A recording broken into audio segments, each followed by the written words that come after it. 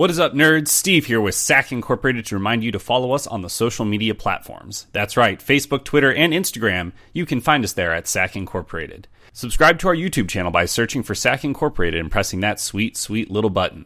And don't forget to send us emails at sackingpodcast@gmail.com. We want to hear your thoughts, your comments, questions, concerns, neuroses, and psychoses. Give us your opinion on things we've talked about previously, or give us suggestions for topics to talk about in the future.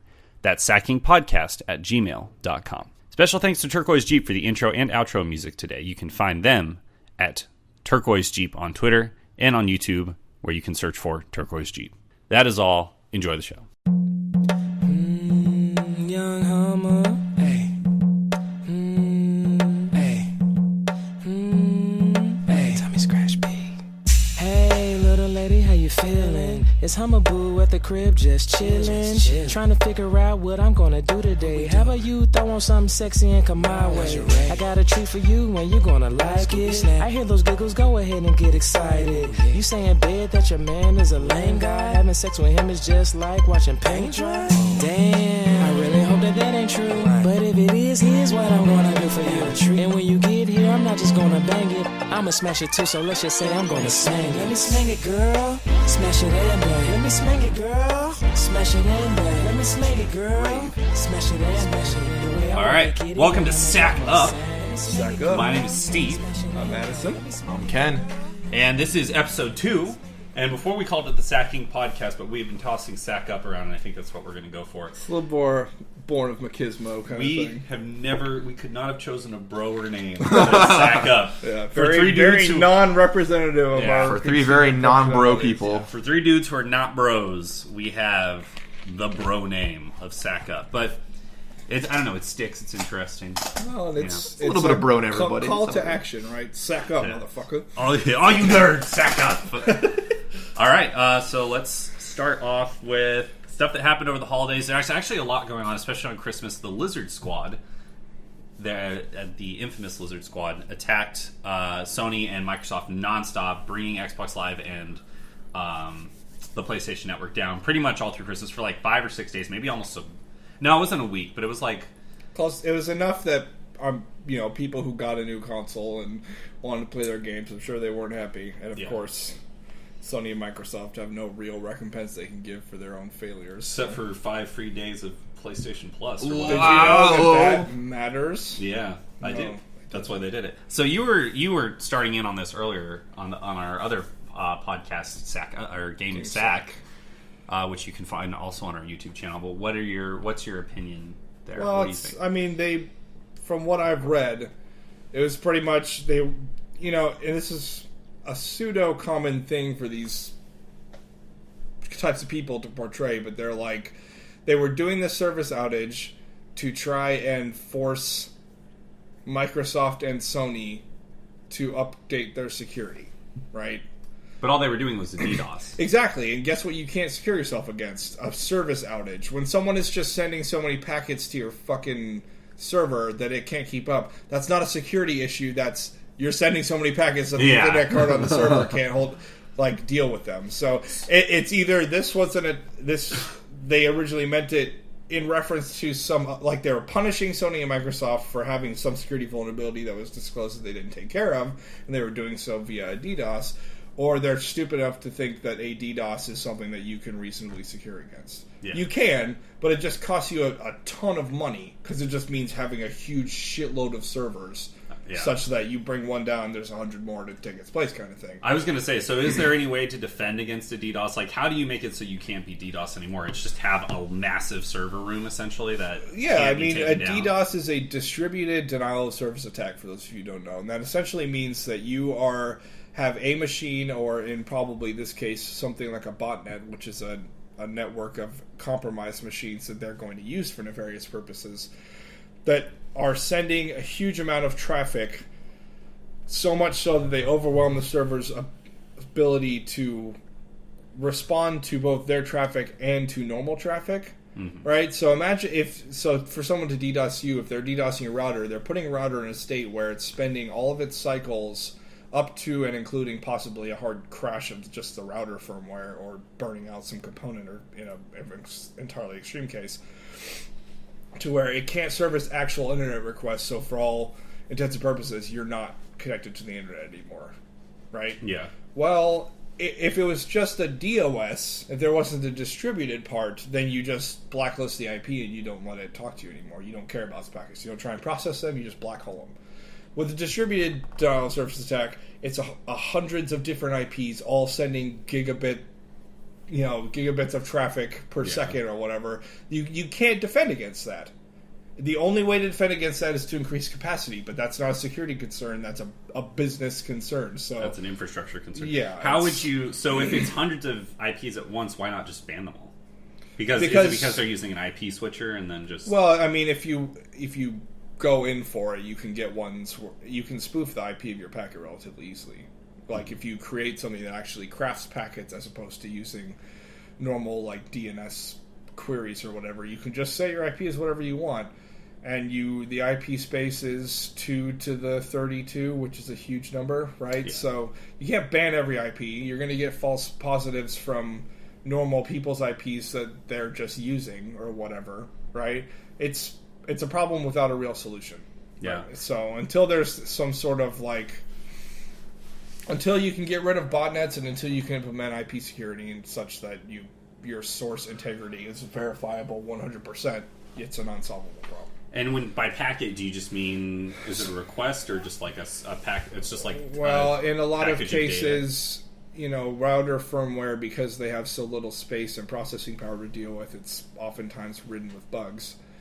But you essentially take advantage of a SYN or a SYNAC packet in the TCP protocol, which is redundant to say, but it basically, you just tell the machine that you're trying to synchronize it with it and create a new connection over and over and over again. Okay. He'll try and make a new connection for you, but if he's trying to service a billion other IPs sending him that request at the same time, and all of them they're not giving him the normal call response sector of the protocol that is made to legitimately establish a connection, you're just saying synchronize over and over again.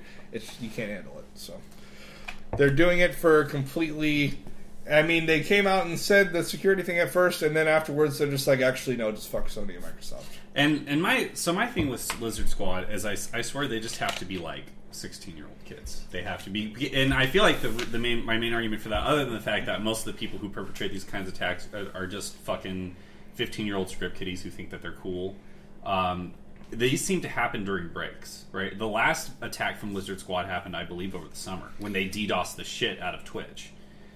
I think. Yeah. Well, I mean, it was just during a school break. That's the thing, is that the market, you can go online and buy 2 hours of a botnet and get some DDoS software for nothing. Yeah.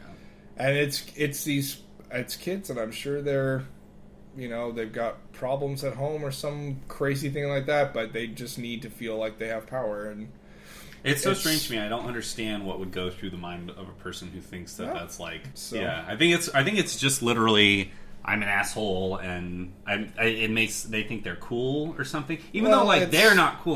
No one knows who they are. That's the funny thing, right? Is the media portrays these people as hackers, but they're not hackers. Hackers are people who create the tools that they're using. Yeah, they're just using a tool. They're using a tool that takes about the same amount of brain power as just turning your computer on and using Windows. They're just sad people, and you can't really do anything about what they're doing aside from actually enforce. DDoSing someone's federal crime. You can go get prison for 5 years for doing that, but the FBI, unless it's a serious business outage like this, generally doesn't prosecute people for that, which is stupid to me. Yeah. If you don't get it out there that you're going to fucking destroy these people and that you act on that seriously, then you have no relevance as a law enforcement institution. So. And the problem, and part of the problem is, can you track these people? You can, you can't. I mean, it's easy to spoof an IP for doing a DDoS attack. You can make yourself just look like you're from China or whatever. You can make your computer tell other computers that it's not what it actually is or where it is. Can you get past that? Not easily. I mean, the FBI, when they brought down Silk Road, they have some way to get into Tor, the onion router, which is a generally used software for if you're trying to do illicit activities and you need to keep your IP private. They've got some entry point in there to figure these people out, but in general, like, you know, it's part of law enforcement in the criminal age, right? If you're actually going to catch someone, you kind of have to catch them hands on the keyboard. You can't, unless that so you have like they're using the same name to command this botnet as they use on their Twitch profile or something. You know, like it's hard to prosecute, but you have to do it. You can't. I mean, there's other problems with law enforcement right now, obviously, but if you are not gonna swing the stick around, then find someone who will. Yeah, hire somebody. Hire somebody, get the NSA to do it. Yeah, as much as tapping Angela Merkel's phone, how much fun that should be. Why don't you try actually getting some of these groups of people who are fucking causing serious business outages and like having serious effects in the industry? Get rid of them. And there was a group actually who, while this was going on, I don't remember exactly what their names were, but they were doxing the people from Lizard Squad and posting their IPs and home addresses on their main webpage. Also illegal. So, but it's Robin Hood, right? Yeah, exactly. So these people were just like, hey, like this member of Lizard Squad. We know who he is. Here's his IP address. We know where he's at. The thing is, those people need to grow up. Well, and the problem is, there's always going to be that sector of society, and especially now that the tools are so cheap and prolific, like you just can't get around it. That that 16-year-old grows up, he doesn't do that anymore. There's just another fucking bullshit little kid to take his place. So yeah. The Lizard Squad, apparently, once they were done with Sony and Microsoft, have been turning their attention to Tor. Actually, now that you mentioned Tor. And they're basically trying to compromise the anonymity of Tor by taking over so many slots in Tor that by, like, controlling 80% of the Tor slots, they're able... it reduces the possible anonymity of the other 20%.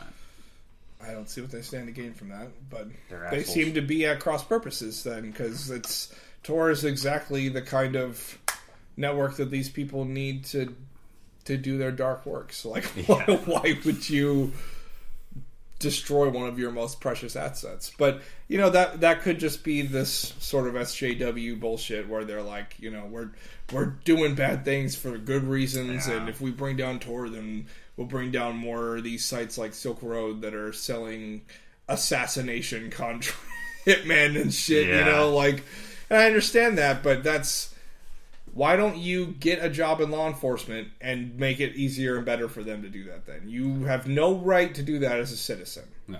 That's vigilante justice in the digital age. And, you know, for whatever good it generates, it's still breaking the law, and I still have to side on that with the law. Yeah. But I agree. Sony and Microsoft need to get their shit together. They're not doing it. Is outing probably one of their biggest money makers for a week the right way to go about that? I don't know. I don't think it is. I mean, and I don't think that was the reason they were doing it, right? Like, it's easy to hide behind the white hacker. White hat. Like the white hat hacker ethos. Well, that's not even a white hat, right? Because the white hat's a person employed by a known company to, like, fix. You know, well, they're not there to fix anything. A white hat is someone who does security stuff for the right reason. Like, they hack. You don't have to be hired. You can, like, a lot of companies actually have bug bounties where if you find a bug with their service and you report right, but it you are hacking with the people you are hacking have the knowledge that you are hacking. Yeah, that is the whole point of a white hat. The critical difference, right? So these people aren't white hats. These people are black hats or gray hats, if you want to consider them even like slightly for an ethical moral reason. Well, but like again, we have to remember these people are not hackers. No, they're right. children. That's what I'm they're saying. Children. Like, they don't know anything. What I'm saying is they're not doing this because they're trying to ethically do something for a good reason. I think they're just doing it just for shits. They're just doing something for shits and giggles. And I'm saying that they're hiding behind the ethos of the white hat hacker to say because the white hat statements we're trying to help, but like their actions are not helping. Because a white hat would hack you, then say, "Hey, I hacked you. Here's the problems with your system." Well, and a white hat would also be like upfront, "Hey, a white hat would be here. I'm going to help you out. Give me a shard of server space that I can experiment on and see if there's any problems." But a black hat is someone who hacks to destroy, right? I mean, a black hat is a person who. But white hats, like most white hats, actually are like registered. Like they, you work for a company or a government, and they're registered because there's a lot of scrutiny on them, and they like usually like will only do anything with consent of a company that they're actually doing. It's not even like Robinhood, like, oh hey, I'm going to hack you and then like let you guys know. Like that's what not the gray hat is. That's a gray hat. The white hat is the person who comes in with legitimate credentials and capability and says, hey, I'm going to do this to help you under the auspices of being like a contracted employee or working for another and getting paid ridiculous amounts of money. Yes. I don't know. It's just a shitty thing to do to people, and it doesn't make sense. And it doesn't prove anything. Like the guy who hacks the FBI database, that guy, one, still kind of an asshole because he's breaking the law. Two, 100% an asshole. But also, like, that's badass hacking. Like, that's like you have to be a boss to do something like that, right? Like, sure. Well, I mean, I'm not saying that. I'm not saying I endorse it at all. I don't. To my friends in the FBI, I'm not even listening, saying that it's that hard to do. It's just, I don't know. I guess I don't know. The only real place that you're not getting into is NSA. Everywhere else has. I mean, they've defaced CIA websites, gotten into that information before. You'd think that they would be just as impenetrable, but no. Yeah, but regardless, DDoSing doesn't take any kind of skill, like you said. It's as simple as running. Yeah, and it's funny because I'm sure that these kids all have these consoles and play these games. They're just, it's the same type of people who probably use hacks and like just pitiful people. So you said you can buy 2 hours on a botnet. Does that mean you can buy 2 hours worth of using someone's compromised computer? Many people's compromised computers that is run by one CNC computer, probably an RFC channel or something, where you type in a command and this command propagates out to these infected computers and then they all execute it. So if you have a botnet that has DDoS software on it, you basically just would tell the botnet, hey, here's the IP address, destroy these people. And so, I mean, that's illegal to sell that service then, right? Even selling the service of a botnet is illegal. Yes, well, botnet period is illegal. It's malware. Mm-hmm. Like, in order to have a botnet, you have to be distributing viruses and trojans to people to compromise their computers for you to use. Yeah. How do you find that stuff and remove it? Like, it's not as simple as using. You can't. You just have to take it over. I actually read this really interesting paper a month ago, where these researchers because unfortunately the management of a botnet still requires some manual, credential manipulation and stuff. If you can get in there and you know the cycle for a given botnet and you can get your credentials in as the owner for the next cycle compared to the next guy, then you control it. So they took this botnet and for 3 months, the other people tried to get in were probably screaming in Russian that they that they couldn't have access to their illegal bullshit. But you can't take them down unless you just wipe every computer off the face of the earth, or force everyone to use the same OS that checksums to the same version that disallows any sort of deviation from the already installed software. It's just not reasonable. I'm just thinking in terms of finding it yourself. So if I'm you go onto Google and type in botnet rental, and no, I'm talking about removing it from my computer. Let's say that my computer. That's the thing. You won't know, and you can never find out unless it gets disclosed as a CVE, and you look and see if that process is running. You will not know. So could you the only option then is to just wipe your hard drive every once in a while? Wipe your hard drive. I mean, there's some botnets now that are putting shit in the actual MBR for your hard drive, which is master boot record, which means the software starts when your OS starts. So you either have to completely wipe your computer, including your firmware on your motherboard and all this shit. Yeah. It's just a fucking mess. Yeah. All right. So no bomb against Sony on Christmas. There never was going to be. There were threats. Here.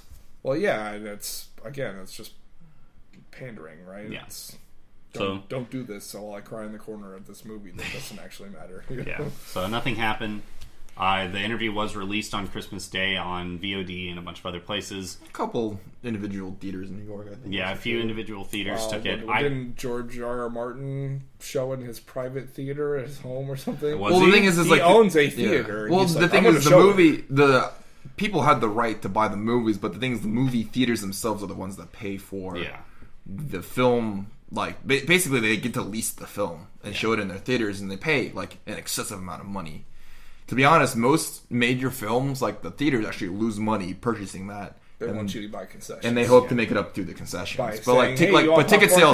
Ticket sales actually don't cover the cost of the movie for these movie theaters. So a lot of these Except movies, for the one that's on Mill, that's like a $20 movie ticket. even then, depending on how many people come. But to be honest, like unless it's a really low key movie, like any big major release, like movie theaters just eat it and hope that the amount of people that come and watch this movie will increase. I wish they would just popcorn go away. sales. I wish movie theaters would just disappear. I don't know. There's certain movies I think are better in a movie theater. Like I watched Godzilla 2014 recently, and I was not as impressed as I thought I would be. But I think had I seen it in theaters, I would have liked it more. Maybe. I just think that in general, Godzilla got some pretty poor reviews. So. Just give me digital. That's all I need. Well, yeah. I mean, that's all any of us really need. And I mean, once we're rich, we'll just build movie theaters in our homes, and it won't be a problem. But you know, I don't know. I like going to the movies occasionally, but there are also times when I'm just like, I don't want to go and pay $10. I'd just rather watch it at home. Well, that's the thing. You're paying so much more for no reason. Yeah. I think there is an experience difference. I would say. Well, there is. I mean, it's like a 3-story screen or whatever. Like, I don't get the same out of it anymore as I used to. I think I'm just give me Netflix. You're just progressively becoming more of a hermit as time goes on. No, it's just I want to be able to watch movies at my leisure. Yeah. I don't want to have to schedule time to fucking go out and spend all this money when I can spend $10 or free, thank God for Netflix. Yeah. And just fucking watch it at home. Like, there's no excuse for that aside from these companies want money. And, I understand that, but I don't back that anymore. Yeah. So the interview did come out. I watched it. I don't know if you guys did. I've seen it. You've seen it? I have not seen it. Thoughts? I thought it was pretty good. I thought it wasn't as funny as This Is the End. No, it was not. But it was pretty good. I mean, like I would have, if I had paid for this in the theaters, I would have been pretty happy when I left. So yeah, I think James Franco and Seth Rogen are getting a little too. I don't know how to explain it. There's almost like it's too predictable. Well, it's the same stupid over and over. And I like them, but even I don't know. I love James Franco. It's getting. This Is the End was just like the right amount of different and the right amount of shock value, like when like Michael Cena just gets freaking like speared in the stomach. You mean Michael Cera, whatever. Michael Cena, wrestler, you. John Cena. Fuck, I got all these people mixed up. Michael Cena is his less significant brother. That's what I assume. He works as a salesperson. Yeah, telemarketer hotline.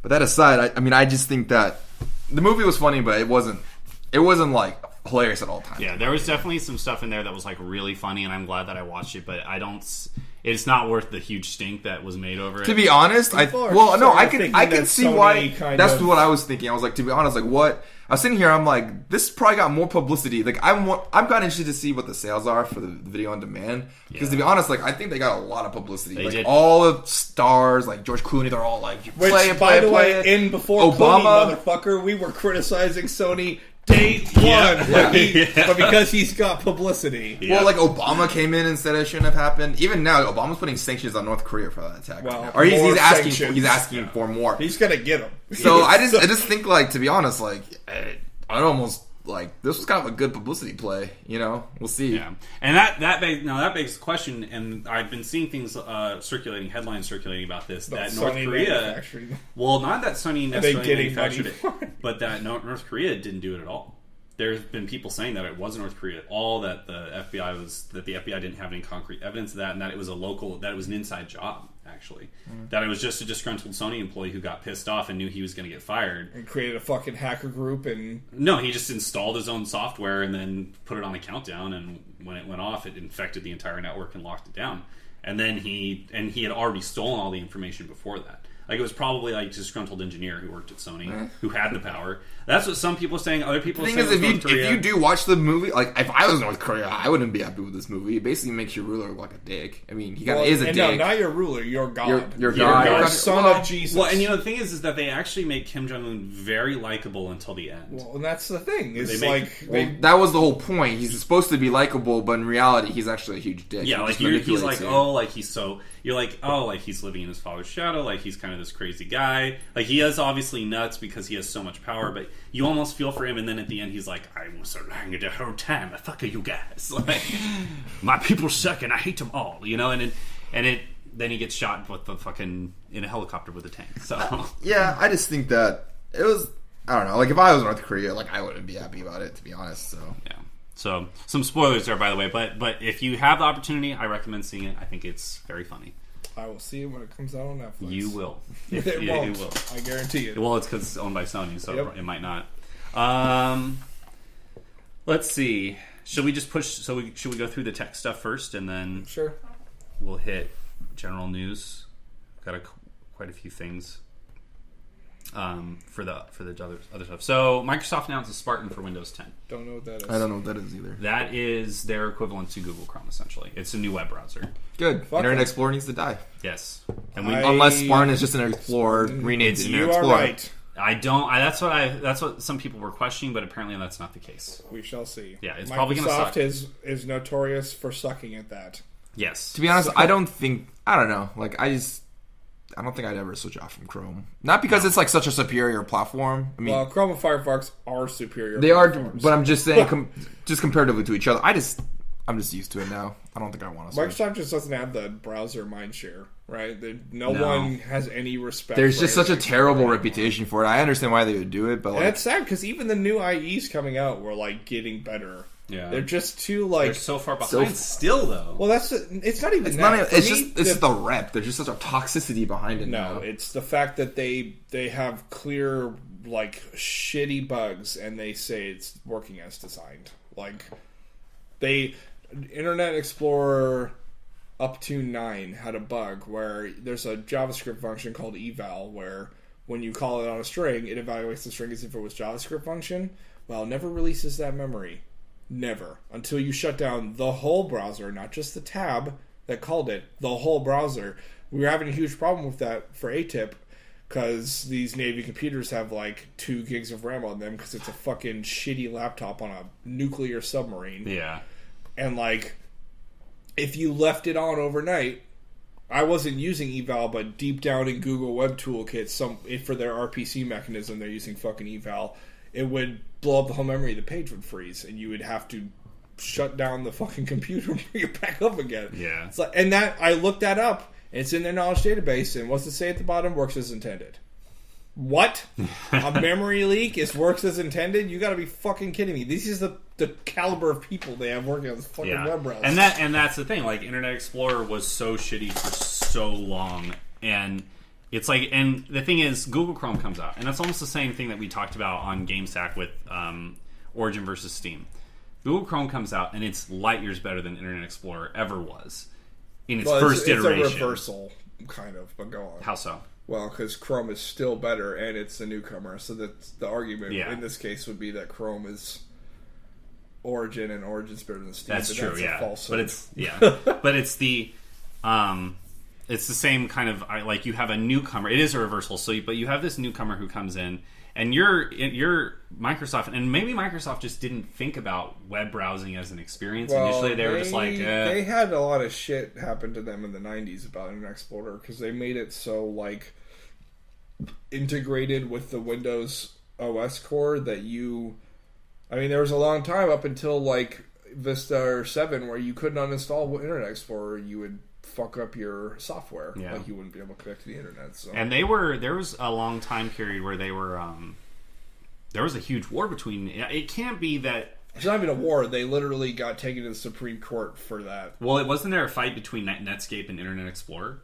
There was Netscape was the only other browser aside from Internet Explorer, and they fought. Like they were like, use Netscape, and Internet Explorer somehow won out. Mainly, I think because they started installing Internet Explorer on Windows, and everyone at Windows machine you just use. It just starts with IE. Yeah. I mean, even like my work uses IE. You know, that's like, unfortunate. Yeah. That's not unfortunate. That's just a fact. Like every major corporation in the country is going to use IE. No. Yeah. Every major top 10. Yeah. Okay. You don't use IE, I assume. No, I don't. I'm not a top 10 corporation. That's true. But Is I know KPMG they don't use 10? IE at Amazon. They don't use IE at anywhere any of my friends work. Microsoft even. A lot of my friends who work there use Chrome. Yeah. Like, there are a lot of legacy applications that were developed only for IE that a lot of companies still hook to, especially the government. I mean, our original targets for ATIP was IE 7+. and they didn't even allow us. I mean, I guess my system, when we audit all these companies, they all use Internet Explorer. It's all built in because it's all built into it's all integrated. It's the easiest way for them to get comprehensive, security. I know security is a funny word to use in Internet Explorer, but to get suites of control over massive numbers of employees, it's all you do through IE because there is no such service by Google to have that with Chrome or Firefox. I can see that, if you need to put up a firewall to stop people from looking at porn while they're at work and stuff. Or even that's That's not true because a firewall is not on your machine. No, it's something that's at the gateway portion of your network going in your DMZ. Firewall is going to be more of a network issue, but I'm just saying there's all sorts of my laptop and my firm, we've got all sorts of things to do to get into secure networks and also IDs. If my laptop gets stolen, they can use software to remove, to wipe my hard drive and do all this other crap. Yeah. And there's just comprehensive suites through Windows and through Microsoft that all ties to Internet Explorer. And so I'm not allowed to have Chrome or Firefox on my laptop. And that's how it is for all these corporations.Maybe Amazon's different because they're there's a lot of high tech programming companies that obviously know better. But I would guarantee any programming companies, right? But I'm going to say any standard I sell things. They're going to just go with the basic model. I'm not saying that's the right thing to do, but just because because all the suites are there. I understand, and all this, and it's cheap, and every laptop I've ever had to work for any corporation, my company that we audit, all the companies we audit, all the people who work there, they're all that have big system requirements, all require Internet Explorer. Yeah. Well, because we use things like Microsoft Link, we use Explorer, we use Outlook. The end result is it's time to move on. If that's the truth, it's the same reason why everything but the thing is all these corporations, to be honest, most companies are still on legacy platforms, legacy IE. I'm on IE 7. No, that's what I was saying. They're literally rolling around in fucking nuclear submarines with Windows XP, Service Pack 1, IE 7. You hear? The thing is ridiculous. For companies, though, it's just too expensive to perpetually be updating these things. I just got updated to Windows 2012 right now. I was running on 2010. But, the Outlook pack, Yeah. But, let's say we have 100,000 employees just for one company, and that thing costs, $100 per employee. So you're saying, every year you're just going to drop $1 million? Just to update your Internet Explorer, or just to update your Windows? You can get higher than IE7 on Windows XP. There's no excuse. There's an excuse for the government, and that's because they have to set up these massive, they're called STIGs, where is this software allowed within the security spectrum of our DoD mandate or whatever. Yeah. If you're just a company and you're using IE7 on Windows XP when you could get up to IE9 or 10, there's no cost associated with that. There's no. Maybe excuse. We're on we use Windows 7, as our. That goes up to IE11. I know, but I'm just saying the way these work is that you have one thing, because it's been in operation for so long, there are zero bugs, zero. There's zero loopholes. The thing's been operating for 3 years. No, or at least they're not loopholes, but it's so known, it's so backdated, and then literally that's all it is. Everyone's on a 3-year lag because that way, because if something were to go wrong and all 100,000 of these computers, you're talking about millions and millions of dollars lost every single day. So hold on a sec. Are you making the argument that Internet Explorer doesn't have bugs after 3 years? I'm not making that doesn't have bugs. I'm saying IE7 is still I'm saying they have. I'm saying it has bugs, but they know of all the bugs and therefore can put measures around those. What I'm saying is you have all your computers, you have your software, you give it to these persons. So I'm not gonna get a new computer every single year. Let alone, so the next thing, okay, how about a software update every single year? Well, if all that software is going to cost each person, if that suite's $300 per person, is it reasonable to every single year update for $300? Probably not. So you're going to wait on a delay. Not only that, but you're going to have a delay, but from pure security issues, maybe it's less at other companies, but if I've got sensitive information, you want to make sure that your system is quote-unquote as locked down as possible. My computer's got so much bullshit on it that slows it down. It's such a terrible computer because all this processing memory is taken up by all this excessive stuff, but it's all just security orientated, things that they put on a computer to make sure they can track me, things they can put on so you can track the computer, things that they can look in, things for IT, things for certain other security so no one can get into you. So there's all this other crap, and they have to preload it onto your computer, and it's all designed to basically function around Like, if you're changing that stuff, if your software is updating every single day, like, all those measures are going to be ineffective until you update and update and update. So you might as well just have sweeping updates. Like, and once every 3 years, you just do one giant system update, and everyone goes with that for 3 years. Well, no, and I understand that, but IE7 came out more than 3 years ago. It's fine, coming so on not like so 10 not 7. years. I'm just saying, I'm saying most companies are still using IE. And they're probably not even the most updated. Yeah, they're not using probably, IE7. It's probably 7, but maybe it's 9 instead of 11. Like, I'm just saying, they're still using IE, and, like, everyone's still using it, and all the corporates are going to keep using it. Like, it sounds stupid, and there might be a couple progressive companies that are like, we should just use Chrome. And that's fine, but, like, I'm talking, like, take the Fortune, like, 2,000, right? So the top 2,000 companies in the country, I'm going to say, like, 90% of them are going to be using Internet Explorer. And I would say that as far as the bug thing goes, like, there are still bugs coming out for IE7. Imagine how many bugs are coming out every day for IE11. Well, no, that's the problem. So there's less bugs difference for is, IE7 at least with versus Chrome IE11. and Firefox, you know every bug because they fucking put it out. Here's what the bug is. And we're fixing it. IE, you don't know what Windows bugs are until the update comes out the next Tuesday. Yeah. Right? Like, it's stupid, and the thing, I'm not saying it's right that the companies yeah. are using this, but that's just what it is. And the thing is, it's not going to change. And it goes back to this idea. I mean, who's running these companies, right? Old white dudes who don't know anything about It's technology. not even that. A lot of people know about technology, but to be honest, it's an ease thing. Like, if Google had a dedicated department for system operations and corporate software development, then Google will probably take the market. But they don't. Yeah. They don't. I can't, like, all the tools I use, it's all Word, it's all Excel, it's all, Outlook, all the like, even the network stuff, like, I use, like, Link right now, which is what I use to chat, to use, like, video, chatting, like, to cross my network. The underlying, like, network platforms for a lot of these is Microsoft based. So it's all Windows, it's all Microsoft. So what easier way to be like, I need to start a company, I need all this suite of items to help my company run. I can get it piecemeal from Google and then get, like, open-ended, get, like, openware from other people and just try to find some other things and get, 8 different companies to get in my 8 different things I need. Or I just go to Microsoft that has a complete suite. The browser isn't the network core, though, especially in Windows. No, it's not the network core, but I'm just saying, like, you just go to Microsoft for the suite of goods, which includes Internet Explorer.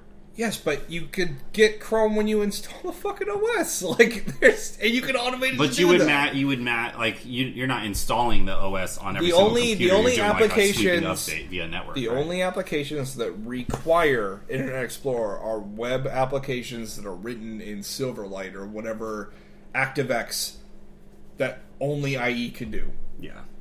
If they have, like, they are stuck on jQuery 0.7 or whatever, and that's all that they're using, and the only person who supports that anymore is Internet Explorer. Yeah. Which you're not defending, Ken. You're just kind of saying. No, I'm just saying, like, Joe Schmo over there is not going to care. I want my company to run. I need 1,000 laptops for my 1,000 employees. I need software that keeps it secure. I need software to run standard word processing, probably using Excel. I need Outlook. I need some other small databasing items that Microsoft can keep track, or not Microsoft, some small databasing items that I need to be done to have my company run. What can I do? And then Microsoft just has a very competitive package of everything. So you just do that. Or, like, Microsoft deals with every single major computer, like hardware computer seller, like HP, Dell. They all have contracts with Microsoft. So, yeah. Like, you even, like, just getting that, even just buying 1,000 computers from HP, you're going to be preloaded with Microsoft. And so I'm not saying anything against Microsoft. I'm talking about browsers. I don't care about the other software. Well, that has nothing to do saying with I'm saying this IE is part of that suite of stuff, and so even though it's better, it's like, why just break off that one item that doesn't fit? It's all here. Just use it. Like, what he's saying is that, like, IE7 is part of that suite. Or 09 or whatever. And he's not allowed to update it or change it because it's part of KPMG's suite. But there's no software that interfaces with Internet Explorer. KPMG doesn't know that. No, I can't. Nor do they care. I can't access my SAP Time network without Internet Explorer. Like, I understand that. That's what I said earlier. Is there are applications that other companies have made that are for Internet Explorer only, and that's fine. And that's what most of these Fortune 2000 companies have, are applications. Well, yeah, legacy applications that only work for one fucking browser. But it's right. stupid. And yeah. it shouldn't be that right. way. That's and fine. I'm saying, but that's just what it is, though. Like, I still have to use Internet Explorer. Like, I have Chrome on my computer. I don't know if I should be saying that on this. You're not an IE apologist. No. I'm saying, like, I shouldn't have it on my computer. So if any, like, executive at KPMG listen to this, to be like, you should remove that. Yeah. I shouldn't have it. I had installed it, but, like, you know, like if I were to turn on my laptop before I need to delete it, otherwise I'm gonna be in trouble. You know, like obviously just for normal web browsing, but there's a lot of applications that require Internet Explorer. There's a lot of things that link to our intranet that use Internet Explorer that can't get through Chrome or Firefox. And yes, that doesn't have to do with IE specifically, but because that stuff is all built for IE, we use IE. And maybe, well, you should just change it, not build it for IE. Well, yeah, that's fine, but this stuff is all, like, there's so much of it's existing. There's so much infrastructure with Microsoft. There's so much stuff that's so easily accessible. So if you're starting a corporation, it's just easy to be like, there's all these platforms that have been developed for IE that work really well. We just keep using it. Otherwise, we're going to pay out of our ass to get something custom made by Google or for Google Chrome. Well, spirited defense of the use of Internet Explorer. I'm not even defending the use of it. I'm just saying it's used everywhere. To me, it just is like, it sucks that it happens, but it's just going to be there, and IE is going to be used for a really long time until Microsoft crumbles or Google comes up with a better option. When we run our corporation, we will not require our employees to use Internet Explorer. Our employees are going to be using Linux and Chrome. Yeah. Anyways, so Internet Explorer sucks. I think we can all agree on that. Yes. Agreed. Maybe Spartan 10 will be better. Just Spartan. Or Spartan will be better. Who knows? It probably won't. And I think we all agree on that. So, let's bounce back to last week with the Russian situation. I want to get your view on that, Ken, because you're tend to be in tune with the economy and the world of business affairs and the IMF. And so, you know, having an uncle. The IMF has nothing to do with the business. But so has the situation gotten better? And give me your take on that. I mean, it's the same old stuff. It's just literally like Saudi Arabia is just flooding the market with oil, and it's just causing a bunch of people that rely on oil. It's just causing them to lose massive amounts of money. That's really all it comes down to. And unfortunately for Russia, it's really simple. That's like Russia is a huge oil exporter. I don't think Saudi Arabia is like, we hate the Russians. Like, fuck you. Like, we're doing this to screw Russia over. I just think what they're doing is, and I think they did it like, this happened before in like the late 80s or the late 70s or early 80s. Like, they flood the market around the time when Russia was in Afghanistan. Yeah, well, it's that's true. I'm just saying it's not, but it's not even just an oil thing. This can be anything. But basically, if you're the lead, you're the market leader, right? And the barrier, basically, like just in economics terms, barrier to entry. So a lot of markets have various levels of barriers of entry. Mm-hmm. So like oil is there's a high barrier to entry. Like you have to buy huge rigs. You have to find the oil. B, have these huge rigs. You know, there's a lot of infrastructure that goes physical property, pipeline, like crude oil, like refineries. There's a lot of stuff that goes into it. And so to be honest, like you don't make a lot of money on like the margins on oil is actually like it's not low, but it's not as high as you would think because you think gas is so high. So what they're doing is they just flood the market with oil.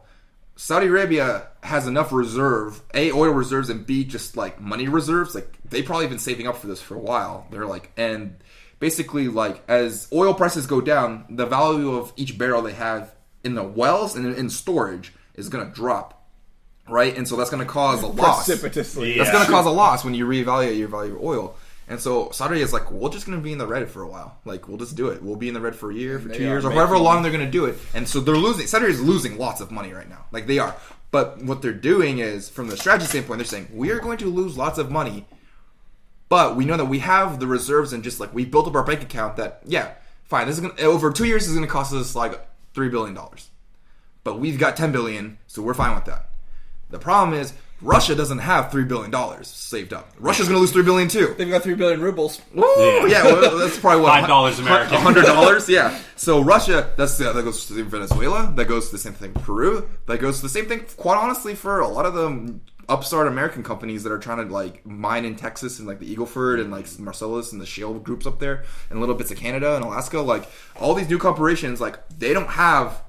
The money to withstand. OPEC, the rest of OPEC probably does, but even like places like Iraq, so what? I think Chile mines a lot of oil now. So long story short, all these other places destroying everyone else for their own. They're not. The other places are not developed enough to withstand so much losses. So all the Saudis doing is we'll flood the market and we're just gonna kill off all the weaklings. Really so they're just taking out the competition. They're just taking out the competition. And in the meantime, cutting the price of gas in. Yeah, they don't care though because it's good for us. But the thing is, like, it's terrible for BP. It's terrible for Chevron. Well, Chevron's different because they have futures on that. But it's terrible for a lot of companies that didn't project this. So to be honest, like they're all like massively losing money. I actually have a friend that didn't project this state interference in the global economy. Yeah, so it's and it's for like the U.S. has got a lot of fledgling oil initiatives to try to be more oil independent.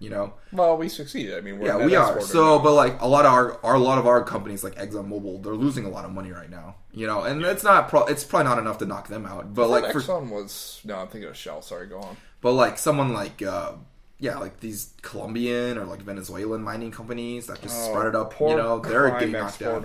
I'm not saying that's good or bad, but that's just what's happening. And so what that's going to happen eventually, like Saudi's going to raise their prices after they've basically like killed off a lot of the competition.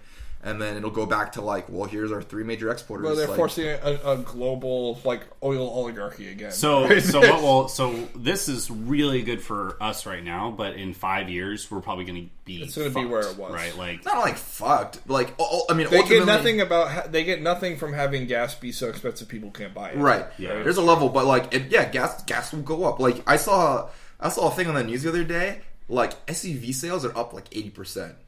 Are you people fucking retarded? Wow. Like, why would you... This thing is going to last a year, 2 years. Like, Saudi doesn't have... OPEC doesn't have enough... Well, it's more Saudi than OPEC, but, like, they don't have enough money to last, like, 4 years of just, like, $2 billion of losses every year. Yeah. This is probably going to happen... It's probably going to be 6 months to a year. So, like, why would you buy an SUV knowing that, like, when the prices go back up... I don't know. It's just a very short-sighted view. You won't be able to fucking afford it. Yeah, so that's... In a year, it's probably going to back up to... Right now, it's, like, one... I saw the last... It's 197 is the cheapest I've seen. I saw 196 the other day, but... As did I. It's probably going to go back up to, like, the mid-3s again. Maybe even 4s eventually. Like, to be honest, like, the moment this ends, it'll probably skyrocket. Go up real high. Saudi's just going to be like, they're just going to cut all production. Or they won't cut production, but they'll just keep all the barrels in their vault. Because right now, they're, like, all oil companies have, like, huge vaults of reserve oil. Yeah. And Saudi's basically just letting the reserve oil into the system. Right? That's what's, because oil really is an oligopoly. Like, oligarchy, sorry. It is oligopoly, not oligarchy. So, it's just like diamonds, like if one diamond, if like De Beers would be like, we just want to lower the diamond prices, they could just flood the market with diamonds because they have so much of it stored up. But see, the interesting thing is that De Beers, which is a diamond cartel, like they actually work in the way you would expect a price fixing like apparatus to, where they purposely keep supply artificially deflated to jack up the price of diamonds so they can be super rich. OPEC is supposed to be this like, there's a lot more oil, and that's the thing. That's the difference. Is now it used to just be like OPEC, but now like now that the oil is such a hot commodity, people in China are looking for it, people in Russia are looking for it, people in America. Basically, if you can get oil, they're looking for it, and you're looking to make money off it. That's increased a lot of competition for OPEC, and right now they're just trying to kill a lot of it off. Yeah, but they don't even play by their own rules when they were the only people. Like, they're supposed to have production quotas. Not a single OPEC nation has ever adhered to production quotas since the inception of OPEC. Like, fuck these people. So, long story short, oil is going to go back up in probably about a year and a half. So, oil will probably always sit in that, like... they'll fluctuate. There's a period when it was like a year and a half ago, where it was like $4, $4.50. Remember, it got really high for at gas. One point? Yeah, for oil. That was when all those wells started burning, like accidental well fires. Yeah. And we like lost like a whole well, which is like 10 years worth of oil.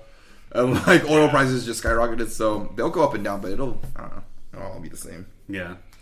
All right, so... But just Russia, it's not directed at... Russia's just getting fucked over because all they have is oil. We sanction them on so much other stuff that they have no outlet. Like no one can purchase Russian-made goods except for oil because we need the oil, so we don't sanction that. Yeah. But we sanction everything else. So like you never see like a Made in Russia T-shirt. We talked about this on the last podcast, actually, right? Russia's only good. It's fucking we've sanctioned them for so much other shit because they're... because Putin, everyone just hates Putin. He's a Bond villain. Whatever. So they hate Putin, and Leader Spectre. So basically, like they can't sell stuff. They sell raw material still. Like they sell a lot of steel, a lot of oil, or a lot of coal, timber, a lot of stuff like that to China and other countries. But like for the most part, basically they've been sanctioned by the rest of the world. But like everyone needs oil so badly that no one's willing to be like, hey, Russia, you can't give us your oil. So that's why. Now the oil sucks is like Russia's just like we're fucked, and so because of that, everyone knows that, and so they're pulling their money out of Russia. So like that's why the ruble's dropping so so quickly. It's just like That's why I assume that because for whatever reason we are very good friends with Saudi Arabia. That was a good time to invest in the ruble. Yeah, Yes. Do you think? Yeah, It's going to come back? Unless they completely unless the Russia Russian just Federation collapses. dissolves. Unless Russia dies. They did it once. Back I'm into just- pre-Soviet Russian states. Like, They did it once No, but I before. bet you. I mean, we're so goody-goody with Saudi Arabia that I find it hard to believe that some diplomat wasn't just like, hey, we need to put the last Who knows? nail in the Putin Maybe Saudi some back channels to America be like, well, we're thinking of doing this because it's getting a little crowd in here, and like Exxon, like all the big BP, people are like, sure, I agree. Exxon's gonna survive this. It sucks for them. Like my friend I had a friend that used to work at BP, and he actually left because they had like huge layoffs because like they can't support it with not enough oil profits. So they had other problems too. But to be honest, they're kind of over the whole BP spill thing. It's been a while, but in any case, like They did a major marketing blitz to turn that it's around. not just that people just forget. Yeah. It's so I'll dumb, never but like forget. Fuck that shit. That's the loss of so much resources. you care about loss of resources. Most people care about the loss of life and the loss of environment. But quite honestly, over time, as with anything in human nature, like we just get over it and we forget, or we forgive. So, but yeah, but they'll be able to take it. And so it wouldn't have surprised me if there was like a little bit of like a little warning. Hey, this might be coming. And A cabal. and then like. Obama's like, if Russia goes down, like... Yeah. So we just slapped a bunch of sanctions on these motherfuckers. Who's gonna kick him in the nuts? Thank you, Saudi Arabia. So is the situation in Russia getting better at all?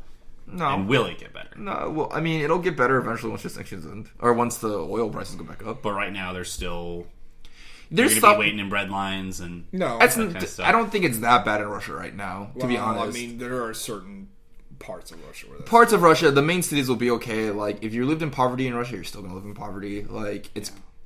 like... It really only hurts the people who, like, own the oil industry, basically. pretty much. The ruble... Obviously, the price of the ruble going up is really shitty, but, like, that just means that... Ruble, by the way. Ruble, I'm sorry. It's a B. I keep thinking of Rupees. Zelda. Rupees, yeah. Rupees. The ruble. That's India. Yeah. Thank you, Rod. So does the... With the ruble, as you say, it's a good time to invest. Do you think it's ever going to skyrocket back up to? I mean, what was it at before it started declining? That's the thing. I don't know shit about the ruble. It's Well, just a joke I don't know. to me. So Forex, you measure it against other currencies. So it's not. Yeah, so ruble versus dollar. You would do the though, ruble is versus dollar, probably. Question, which was the second link, not that link, Steve. I just clicked on the first one. USD rub. You want to find the conversion rate and the last couple conversions. So like 58 to 1. Right now it's 58 to 1. Right Yes. now, and it's going down. So it was. Yeah, so go up. So notice, I mean, this is where it used to be. This is where it is now. So like, Well, this is today. Is that intraday? This is interday. Yeah. 10 a.m. I don't know. Forex You is gotta find Forex one is dangerous just because it fluctuates so rapidly. You can lose Historical money data? really quickly. Yeah. I actually probably wouldn't invest in. So what you would do is you would buy the ruble itself, and you'd hold on. You would hold on to all the rubles, and then eventually you would, like, say the value would go up. You would just trade in your rubles for dollars and just pocket the dollars. If Russia even allows that. I mean, remember, we can leave China with money. So- I'm sure somewhere you could buy ruble, but Trying to go. the Let's go Afghan back to black October 1st. Gotta click apply. Well, but I need to get to. I want to edit this by January 1st. well, I mean, so, in any case, like I think that Okay, so the change has been a 50% change since October 1st. It was trading at $39, and now it's trading at 58. So no, do you 58 think rubles. So 58 Rubles per rubles dollar. for every dollar? Right. Yeah. So do you think it will get back to 39? Like eventually, like No reason it should. Yeah, I probably mean, the eventually. problem is Russia, their economy's a bit different than ours, where they have like 5 things that they actually care about. it's all export based. It's it's energy, defense, materials, and 2 other things, and they sort of played all their cards into the energy pool. yeah. So it's that industry recovers, then they're doing fine again. But I hope that this is a lesson to them to A, diversify, and B, don't fucking invade other countries and then get shit on for it. Yeah. So do you think that the ruble would be a good investment? You said that. I mean, what if It's not something to put all of your money into. Well, yeah. I'm just curious, like, if, well, this is the classic instance of buying low, right? yeah. When is ever? I mean, you could probably wait a little bit longer, but eventually, like, Russia will either collapse once you lose all your money, or they're gonna go back. The or you'll get to 20 to back. 1, and you're just like, so. Yeah. All right. Forex is really dangerous, though. To be honest, I wouldn't suggest investing in Forex unless you're really experienced. That's just like, I can lose $1 million in a day. Okay, so all of the experienced investors listening to the SAK Up podcast, you heard the man. All right, moving on to... I don't even know if you can buy rubles, to be honest. Like the Chinese, like you can buy the RMB, like the Chinese currency. Like you can't. You just only exchange at airports. Pretty Well, much. you would have to go to someone in China, have them purchase it for you, and then have them like. Oh, you ship it can't to externally purchase. If you're American, Like there's no ruble stocks here. I'm sure there's a reserve of RMB somewhere. Why? In America. We have a reserve of non-dollars. Yeah. And our reserve is gold and diamonds, son. Fort Knox. All right, so moving on. Republican Representative Trey Rattle was busted. You're doing like every other line. I don't understand. Because we're running short on time, and I'm just skipping to certain things like I've actually never. we could do being sucks, but we just talked about how. To be honest, if we're going on politics, I think the really interesting for me is, the upcoming event of Jeb Bush wanting to run for presidency. Presidents have been dynastic, and almost just the premise of a dynastic presidency. We've got the Bushes, and then if Hillary runs, obviously you'd have the Clintons, and just the thought of like having we've had two related presidents since like 1700 or something, like the 1800s. Who were Quincy Adams, right? And John Adams, but rarely. I mean, and then what are your guys' thoughts on that? Do you feel comfortable? Well, no, like, of course it's bullshit, but that's what happens when you let all the wealth and power concentrate into a small group of people. Like, it would be interesting to have a completely dynastic presidential race. Although Hillary's not directly... Oh, God, okay. Not that kind of race. You made a competition. I was like, what are you talking about? Not that kind of race. No. The presidential race. No, but... So, Hillary is not related to Bill. Obviously, they're married.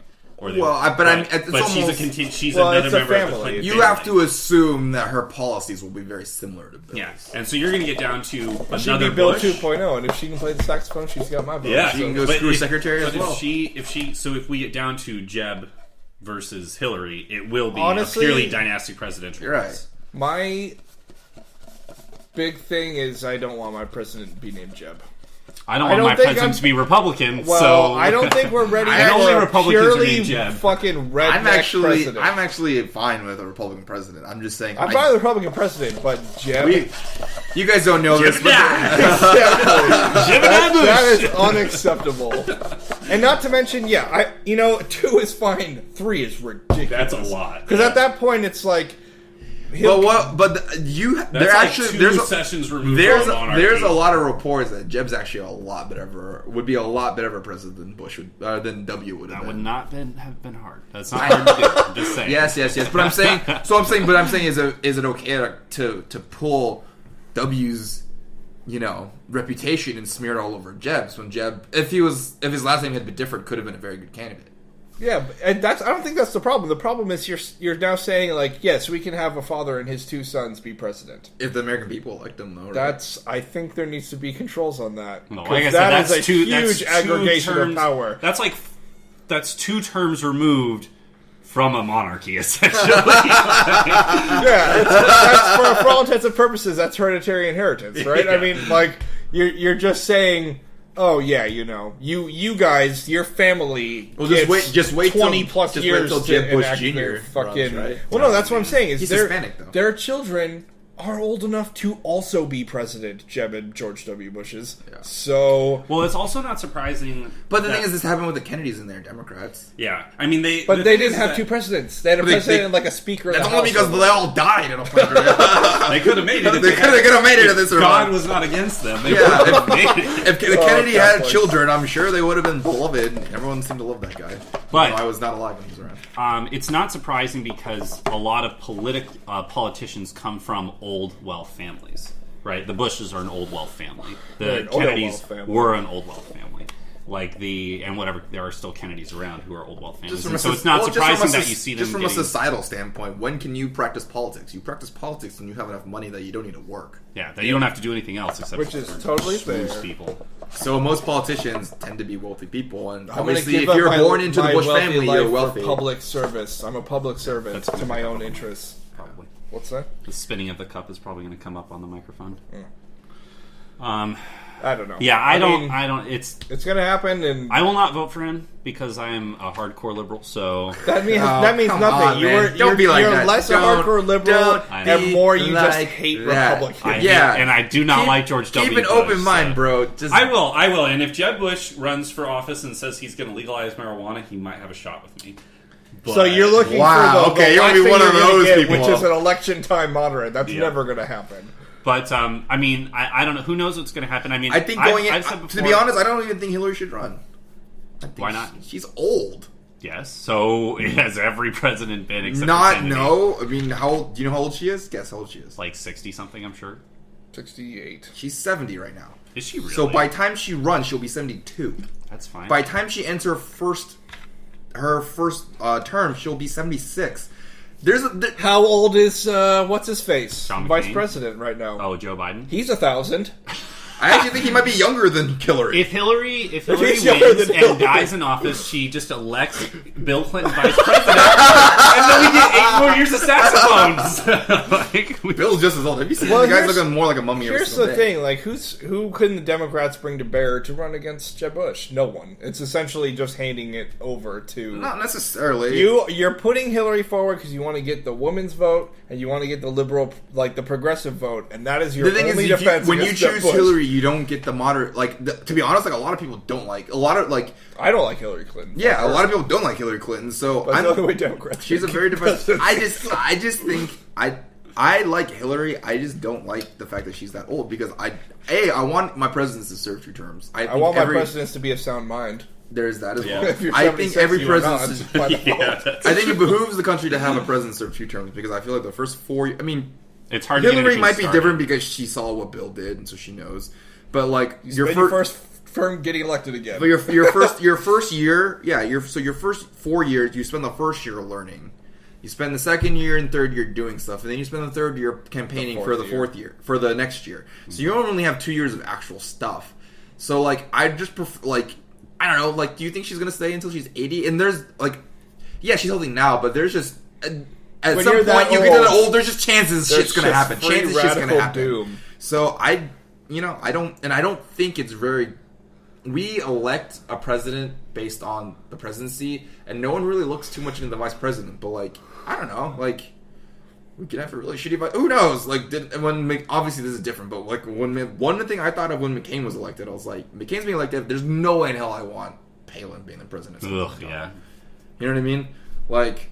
So in case I don't want Palin in case of emergency. Box. I think the VP is going to be really important for the Democrats, but I just think that I like her. If she were like, I thought her time to run it was when Obama won it. Like, to be honest, she didn't win it then. That was 8 years ago. That was when she should have done it, when she was like in her prime. Yeah. Well, I'm going to guarantee she's going to run now, and she's going to win the primary because there's no other Democrat who's like distinguished themselves in the last 4 years. Thus far, not that I've heard of. There's not really even that many Republicans, though. Jeb's got a name, but he's not done much. Well, but that's all you need. That's as much as you need. George W. Bush just had a name. He fucking won. Yeah, but everyone like Steve's going to hate him for it.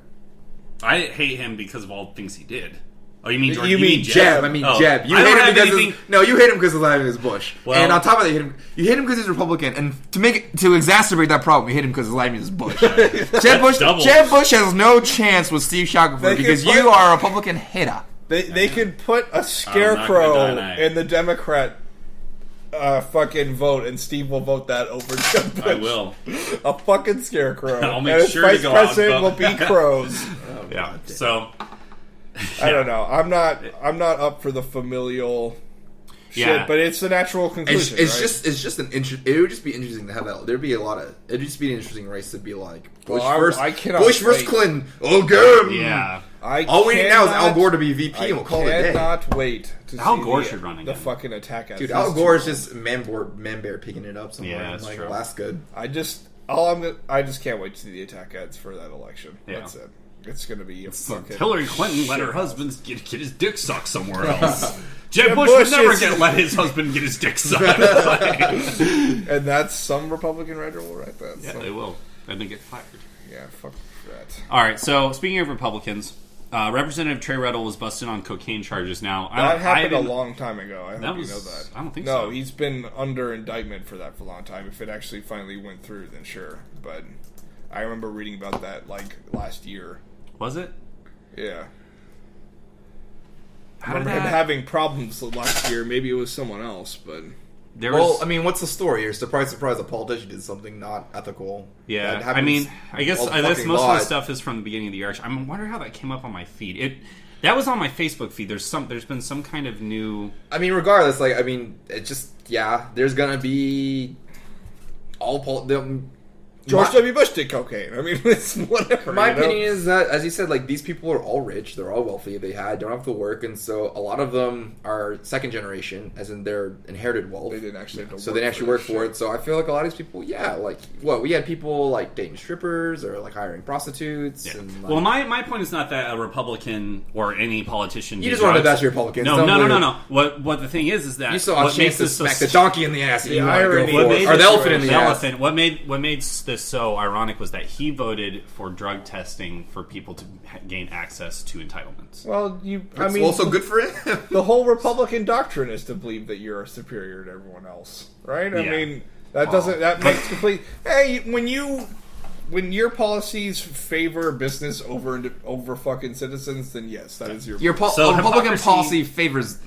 Well, so the thing is I don't even think it's it's not hypocrisy or anything like that. Or being superior to people. It's just funny because he had this rule and he broke it himself. Yeah, so it's just but he's not trying to gain access to entitlements. Yeah. He just likes cocaine. Well, yeah, he'll never have to gain access to entitlements. But the question Dr. is, Roxo. So the question is that I want to ask you guys is: do you think that we should have limited access to entitlements after you pass a drug test? Should you be required to pass a drug test to gain access to things like food stamps? And in unemployment? Well, yes. So I will have you know, the moment you do that, you are dooming 10% of the people in poverty to death.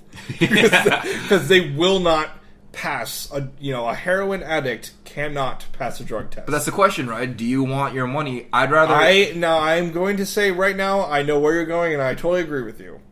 But from a social and political standpoint, I agree. It's inhumane to think about that. But all I'm saying is that if I could give my money to someone, and one's a heroin addict who I know will take my money, probably put it towards getting more heroin, and waste his, the lifespan of a heroin addict's got to be not that long.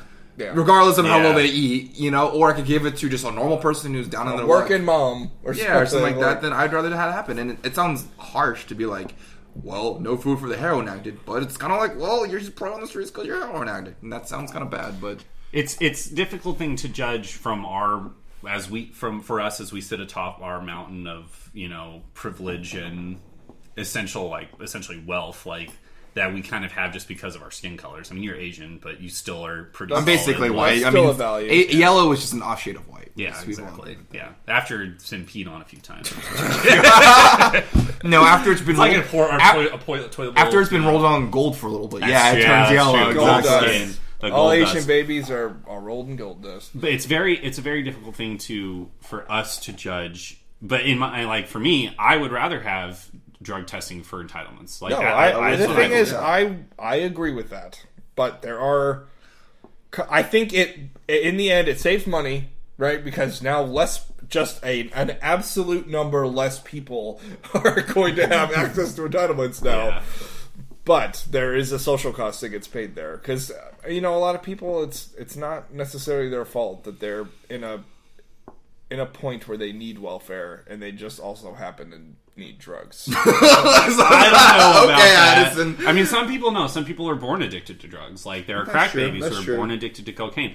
But I would say a large number of people who are addicted to drugs got themselves. But you'd like to think. I mean, that's my philosophy. Is you just hope people try to get better. You'd like to think that maybe if they can't get food unless they get off the drugs, then they'll get off the drugs. And maybe this is a high horse here, but I can only assume it's better to be off drugs than on drugs. That's just my opinion. The problem is the more likely reaction to that is uptick in crime. I guarantee it. Because now that guy, instead of like having money to buy heroin because he doesn't need money to buy food. Yeah. He is just going to spend all of his money on heroin and steal food, right? Or steal money to buy more food. Yeah. The only thing I think that we need to be harder on people who are going to fucking destroy their lives that way. But saying that you don't get to eat anymore, I don't know if that's the... Well, the other option is you can work and then... Yeah, but the whole work for... Are these people? That's I think a the whole very point old-timey notion. You can't really do that. But the whole point anymore. of entitlement is, I think, it should be temporary support. Like, the whole goal of that is, you're down on your luck, you need some help, this is going to help you out, then you get it on your feet and you get off, and then you, through good society work, will pay back what you got by your taxes and being a good member of society. Yeah. So that should be the whole goal. The goal shouldn't be get on entitlement and then stay on entitlement forever. Like, that's a problem, right? That's just giving people free food and not having to work for it. The real issue with that, though, is the way that welfare is structured. It's not actually a living wage. It's not a living wage, and you're not allowed to work a job when you're on welfare. Yeah. So you either get to not have a living wage, or you get to work a minimum wage and not have a living wage. Yeah. Like, the reason that, and I can see this as being the next point, the reason that people find it hard to break free from the cycle of poverty is that there isn't actually any ladder rungs above them anymore. For a lot of people. Now, granted, of course there's people who are just like, I don't want to work anymore ever. I'm just going to be on the dole for the rest of my life, and that's it for me. I'm not looking for work anymore. Fuck you if you do that, by the way. But the system is set up so that you have to support those people. I don't know why, but you have to do it. But you give the same level of support to people who are actually trying to better themselves, and then say you can't better yourself. You're not allowed to work more, to have more money, to go to school or whatever. You can't get a loan to go to school because you've got negative 700 credit score. You know, like the reason it's hard to break the cycle of poverty is because the cycle of poverty is made to be unbroken. That's why it's called cycle. To be unbreakable. Right? If you could break out of poverty, it wouldn't be called the cycle. It would be called like the ladder out of poverty. It would be called the linear way to get out of but it's not. The parabola of poverty. And once the problem is when you have like stepped down the stairs that far, it just turns into a slide behind you and your children and your children's children until you either have a miracle or your line dies out. So there's hope. There's a way to do it, but it's just difficult. I agree, it's hard to do with poverty. And the thing is, I think a lot of people in poverty, it's just a mentality that they don't want to get better. Not saying like, whoa. Fuck this! I don't want to get better. No, okay. Let me rephrase it. People addicted to drugs might not want. It's the idea. It's this idea that like there's a certain way to live. Like, oh, like I just want to live this way. This is how I've always lived. I live in my house in this neighborhood, and I do all this stuff. Like, I don't need to go to college and like be like you people. Like, so there's a big divisiveness between like the have and have nots, and I feel like sometimes people, well, and if you're in a community that's it's exacerbated. If you're in a community it's very poor, there's not like there's not a lot of upward mobility, and then you're the one kid that wants to be upward mobile, and you're trying really hard to study when everyone else is just like playing slanging drugs or doing whatever. Like not even it doesn't have to be drugs. You can just be normal people that just are stuck in a bad environment, and the family doesn't want to improve itself. They don't force you to go to school. They put no emphasis on education, and you're like the one dude that wants to. Like you're gonna get ridiculed. You're going to be that guy that gets laughed at. I told you when we were talking about this last time I saw you. Yeah. Like you're going to be laughed at. It's going to be hard for you. You're going to get pressure from your peers. Yeah. Because you live in a social group that says, no, you're not allowed to. Well, because the peers are going to see you trying to better yourself and get out of there. And inherently, what are you saying? You're saying, I don't want to be you, right? Yeah. You're saying to your peers, I don't want to be you. I want to get out of here. And that's difficult because the peers are going to, they understand that. Like, the guy's not like, I want to get out of here because I hate you, but like, I feel like if you're the guy that's being left behind, what, we're not good enough for you? If you're the guy that's being left behind, you know what's happening. So I just feel like it's difficult, but there's ways to get through it, and there's a lot of programs out there. Sometimes it's not. It's just all comes down to your situation. Well, yeah, the real problem is they just haven't found the right one yet. They tried No Child Left Behind. It fucking didn't work. Like, thanks, George Bush. Just kidding. I'm just kidding. Common Core. The real problem is that our country has this huge emphasis on getting education and then really no support system for making that happen. Yeah. Like, all the learning that you do in high school, none of it matters until you're in your senior or junior year when you got to take a test. Like there's no real trade taught. It's like, oh, history and English, isn't this nice? And then you want to go to college in a environment where college costs are ever increasing and people have less and less money to pay these increased costs. So you got to take out more loan. Like, it's the whole student loan problem. I mean, that's going to be a problem, and that's. But we've talked how this might be the next new bubble. Is like this is what's going to cause the next recession is just student loans because there's going to be less. But society dictates that you have to have that degree to do well. Now they do. I agree, but I almost feel, I almost feel like there's an arbitrage here now where to be honest, like it's probably better to be a plumber and make $80,000 a year than it is to go to school, get saddled with $60,000 of debt, and become a dance major. And come out of there. Well, so that's an issue that's never going to go away, right? Because I feel like that is the only people who should be in fine arts degrees are rich people who don't need. That really should be who it is. No, I agree. I agree. You should only be in a fine arts degree if you're rich and then you can support yourself because. Unless you're not making that fucking loan payment on your dance salary, sweetheart. I'm sorry. I would get a loan if it meant getting a business degree or a computer science degree. I would get a loan knowing that there's a payoff. There's your ROI, your return on investment is going to be high because you know what the kind of market is, you know what kind of salary gets there. But there's a lot of people going to college right now. They go to college just because it's what everyone else does. It's not because they're going to college because they think they can get a better degree. They're going to college because all of their friends are going to college. All my friends are going to college. I just need to go to college. We're partying in college. Like I don't want to be a lot with arrogance too. Though people are like, well, it used to be, you didn't go to college, whatever. But that was also the day where you could work at the steel mill and have a middle class lifestyle. Well, exactly. That's what I'm saying now. That doesn't exist now. So there's emphasis on getting a degree, but because of that, you're getting people who shouldn't be going to college, and there's nothing wrong with being a plumber. Like there really is nothing wrong with being a plumber. I do not know how to plumb things. And when I have pay a specialist. When my bathrooms don't work or my water isn't coming, I have to pay a plumber and I have to pay him a shitload of money. And if it ever gets to the point where it's a huge issue, I will have to learn how to plumb myself. But until that time, I can pay someone else to do it. So it's not a bad deal. Look, I know a guy that is a plumber and he makes $100,000 a year. Yeah. Because you know why? Because there's 6 plumbers in the entire state of Phoenix. The city of Phoenix. State of the Phoenix, metropolitan area. Yeah. Well, no, but there's just not that many because no one's becoming a plumber. All the people you hire, they're all either old. Look at your maintenance worker. How young is they're he? Older. Yeah. They're either older or the person that's with them is their son, which they're taking the family business. But it's just like anything, it's supply and demand. So right now the supply for a college degree is at an all-time high. Therefore, the demand for it is decreasing. Therefore, the reward for getting a degree is going lower. On the flip side, there's a lot of categorization. I'm saying in general, obviously, to be a neurosurgeon, there's 2 of them going out a year. But and on the flip side, to have a trade fixing cars, carpenter, window maker, whatever, plumber, electrical engineer, electrician is what I meant to say.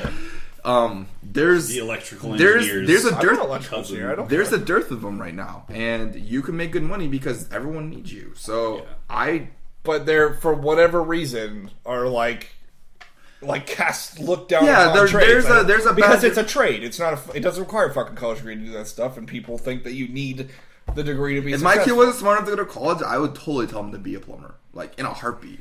Yeah. But I mean, by the time our kids are going to college, they'll be a space plumber, right? You're my kid's you need to vent the engine exhaust. I mean, my kid's gonna SAK 1. My kid's gonna be a genius, so they're gonna go to college. But I'm just saying, if they didn't have the chops to, for some reason, something happened, and I dropped them on the head too many times growing up, then I would tell them to be a plumber. There's nothing wrong with that. You guys keep going. Nothing wrong with a bit of honest work. What are you doing? I'm gonna call and order pizza real quick, and then wrap this up. Or we can wrap. Can pizza get here in time? No, I'm gonna call Gus's and order a slice so I can grab it before I go to work. Oh, it's actually work in 35 minutes. Okay, but that's probably where we should wrap it up. I guess. Just long story short, education where it's at, son. Education, is really important. Right education. The right education. If education is right for you. Even just not even education book learning. I mean, even just telling people how to deal with their finances, the best way to save. Use a fucking computer. Why, just planning. If you were to go to a bunch of young kids and be this is what your life could look like. Here's all these outcomes. This is what you can do to get into each of these different outcomes. It's up to you, but here's your options, and you can know that it's here. You can know that if you're African American and Mexican and you're poor, they will throw money at you if you're a decent student. That's all available to you. We've got programs in my company where we have to hire. Like we don't have to, but affirmative action. Basically, if there's 10 candidates to be in our company and like one of them's like Hispanic and they're good, like guy's a lock. Yeah, guy's a lock because that's why Alex changed his last name, right? Yeah, we had a friend change his last name from Hobbs to Trujillo Hobbs because that way he get a lot of first name more support. From Alex to Alejandro. Alejandro Vicente Josefis was it Trujillo Hobbs? That. So that's smart. At the end of the day, like, but hey, it's what he wanted. Got it for free, and yeah, I mean, my degree was free. Yeah, probably still get a computer science. Shit, I'd love a fucking free degree though. It'd be nice. Instead, I gotta pay too much money over the rest of my life. So, alrighty, well. It's like an hour 20. It's about the same length as the last one. And actually, we have a lot more that we could talk about, but unfortunately, we must disperse for the day. So that has been SAK Up for the week. Make sure you follow us on Instagram, on Facebook, on Twitter. Send us an email. We want to hear your guys' comments. Do you have any topics you would want us to talk about? Yeah. Send us an email with topics or comments on the topics that we've already talked about. SAKIncPodcast@gmail.com. I'm Steve. I'm Edison. I'm Ken. We're SAK Up. And SAK Up. SAK Up. Flint Fossey, no coordination. Smash and bang is my favorite combination. Kiss it to your toes till you get that sensation. It's a love scene, baby, with no communication. Baby, got mine's off now to the next location. Baby, I need inspiration, your mouth fixation. Smanging them jaws is my life's aspiration. Floss loves ladies and relations. Love it. Call me Marathon, my Jimmy run long. Call me Schwarzenegger, my sex game strong. I smang it Tarantino from dusk till dawn. I smang it everywhere from the bed to the lawn. Let me smang it, girl. Smash it and bang. Let me smang it, girl. Smash it and bang. Let me smang it, girl. Smash it and bang. The way I work that kitty gonna make your heart sing. Let me smang it, girl. Smash it and bang. Let me smang it, girl. Smash it and bang. Let me smang it, girl. Smash it and bang. The way I work that kitty gonna make your heart sing. Let me smang it, girl. Smash it and bang. Let me smang it, girl. Smash it and bang. Let me smang it, girl. Smash it and bang. The way I work that kitty gonna make your heart sing. Let me smang it, girl. Smash it and bang. Let me smang it, girl. Smash it and bang. Let me smang it, girl. Smash it and bang. The way I work that kitty